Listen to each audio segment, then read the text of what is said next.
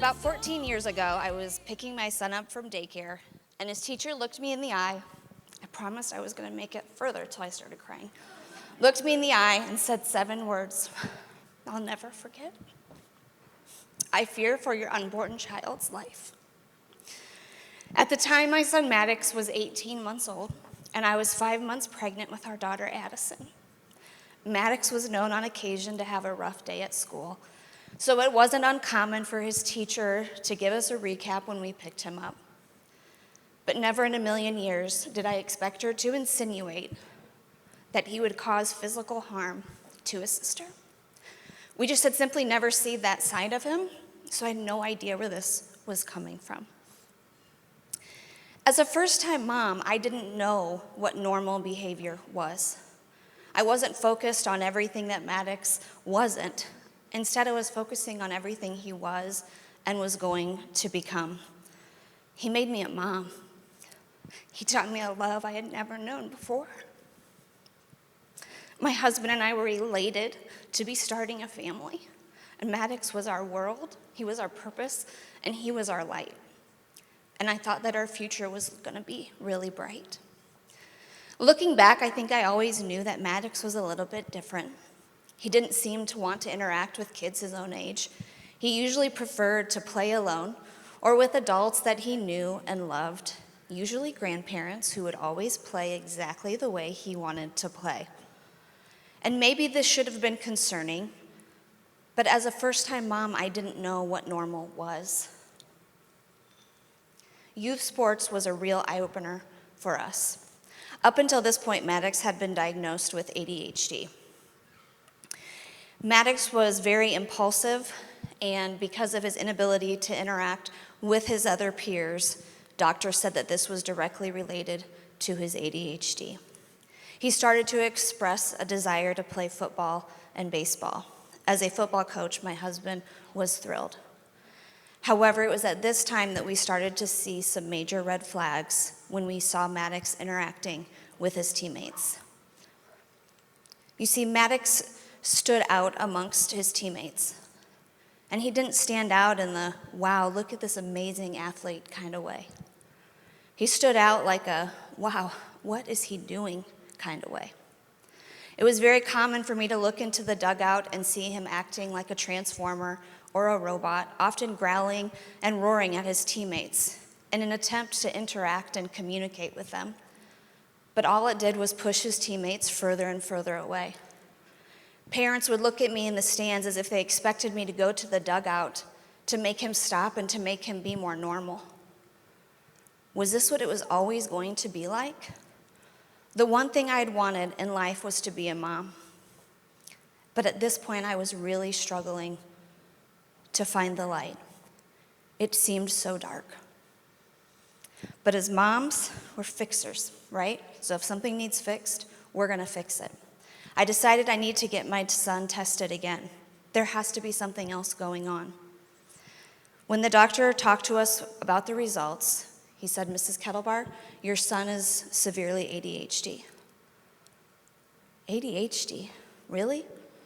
Does a child with ADHD headbutt other children instead of using their words? Do they live in a world of make-believe more than a world of reality? Do they have 0 friends? My husband and I were really struggling to believe that there wasn't something more going on. We decided to seek out some specialists outside of the school system. After extensive testing, our son was diagnosed with autism. Autism? How? No one in our family was autistic? Was this my fault? Was this something I did or didn't do when I was pregnant? What would this mean for him?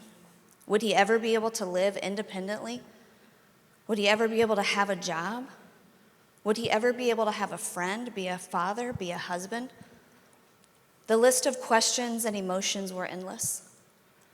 But there was one emotion that overshadowed them all.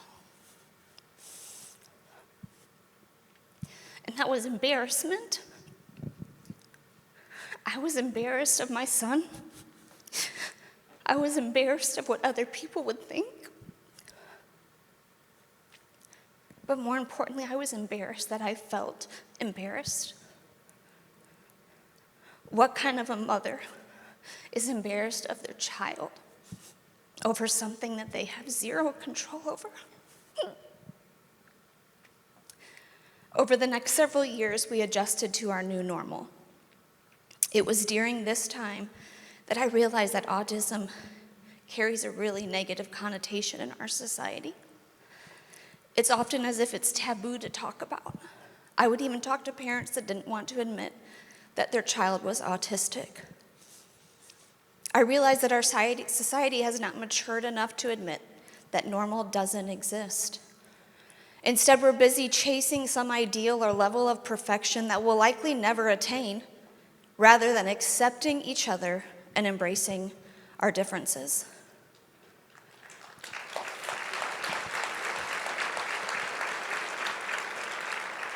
I realized I needed to change my perspective and my approach with my son.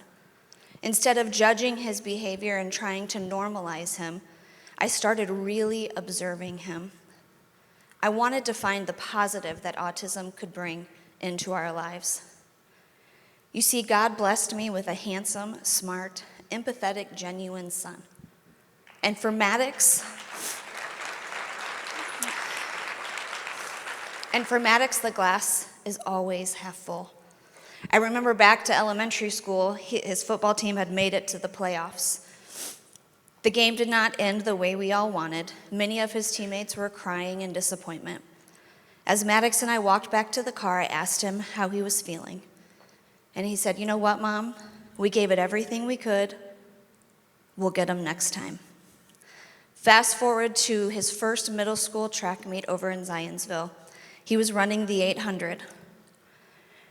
Unfortunately, he came in last, and not by a little bit, but by about 3/4 of a lap. As we were driving home, I asked him how he felt he did. Again, I was expecting some level of frustration and maybe some embarrassment. But instead, he looked at me and said, "Mom, it was my first track meet. I was able to sprint across the finish line, and I thought I did great."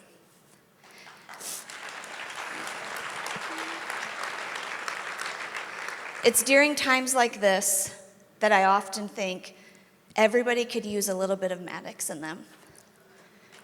You see, society has taught us that if you don't finish first, you finish last. But what Maddox has taught me is that even when you finish last, there is still light, there is still value. It's all about perspective. Maddox doesn't care about name brand shoes or clothes. It doesn't bother him that he doesn't have one true friend or hasn't been invited to a friend's house in years. He's never going to be the star athlete or the star student. But he doesn't need any of those things to feel successful, confident, and happy. Because for Maddox, he's able to find the light in any circumstance. When I started focusing on everything Maddox was instead of everything that he wasn't, my outlook completely changed. Maddox has taught me that normal doesn't exist, and I thank God every day for that. Imagine if we stopped focusing on everything we didn't have, everything we haven't achieved, and everything that we wish were different, but we started focusing on finding the light. What if finding the light became the new normal? God certainly knew what he was doing when he blessed me with my son. I don't know if Maddox will ever truly grasp the impact that he's made on my life, but I now know the impact that I can make on others because of him, and now I too can find the light. Thank you.